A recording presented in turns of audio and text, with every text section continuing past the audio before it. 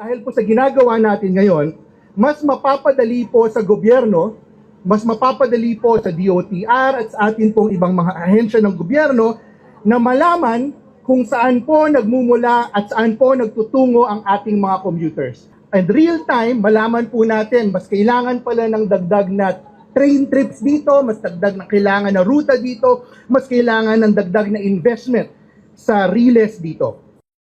Nakita nyo na naman po, hindi lang magiging convenient ang digital payment, pero nabanggit na rin kanina ni Secgo kung nasaan tayo ngayon with regards to InstaPay and PesoNet fees.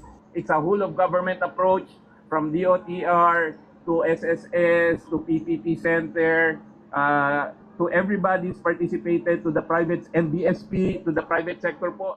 Utos po to ng Pangulo na maghanap kami ng paraan na mapadali, mapamura at mapaginhawa ang buhay ng ating mga mamamayan.